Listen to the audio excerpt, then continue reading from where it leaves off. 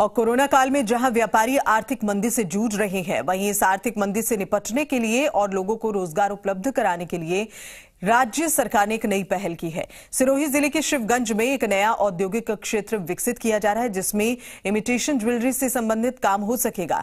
अब इस ज्वेलरी से संबंधित औद्योगिक क्षेत्र विकास करने से यहां क्षेत्रवासियों में खुशी की लहर है।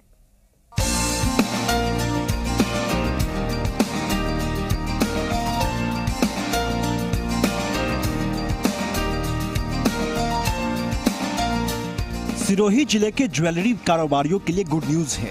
अब सिरोही जिले के शिवगंज में राजस्थान राज्य industrial development and investment corporation limited की तरफ से इमिटेशन ज्वेलरी के निर्माण के लिए नया औद्योगिक क्षेत्र विकसित करने का निर्णय लिया गया है।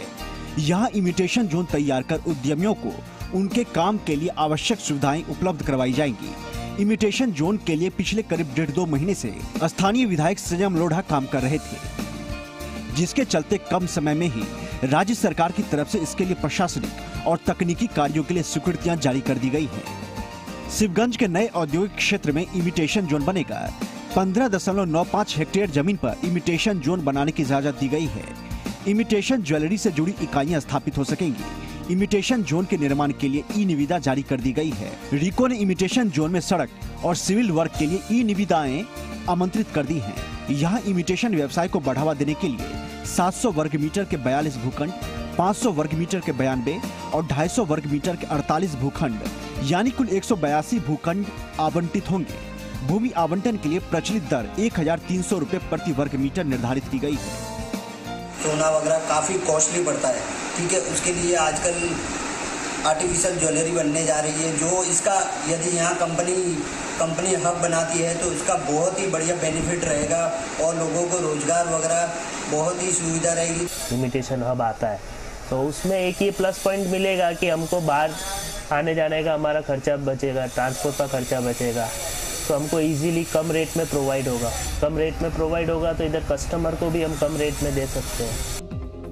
शिवगंज में इमिटेशन जोन के अलावा नया औद्योगिक क्षेत्र विकसित होने से वे कारोबारी जो सिरोही, पाली और जालौर जिले के मूल निवासी हैं और दूसरे राज्यों में इमिटेशन व्यवसाय से जुड़े हुए हैं, वे यहाँ अपना व्यवसाय स्थापित कर अपनी जन्मस्थली को ही अपनी कर्मस्थली बना सकते हैं।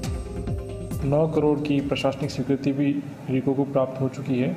रिको के अधिकारियों के अनुसार शिवगंज क्षेत्र में पहले से इमिटेशन ज्वेलरी का काम चल रहा है और यहाँ पर इन्हीं संभावनाओं के मद्देनजर रखते हुए इमिटेशन ज्वेलरी बनाने के नए उद्योग लगने की पूरी संभावना है।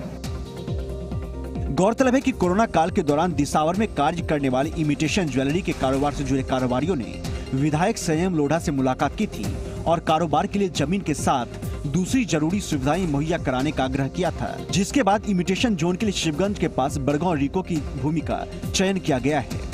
शिवगंज के बिल्कुल समीप में बड़गांव में रिको का इंडस्ट्रियल एरिया इमिटेशन ज्वेलरी के लिए डेवलप कर रहे हैं, जिसकी प्रशासनिक स्वीकृति हो गई है और इसमें 250 मीटर, 500 मीटर और 700 मीटर के भूखंड निकाले गए हैं। 182 इकाइयों की यहाँ स्थापना हो सकेगी। सिरोही में नया इमिटेशन जोन बनना यकीनन ज्वेलरी कारोबारियों के लिए एक अच्छी खबर है।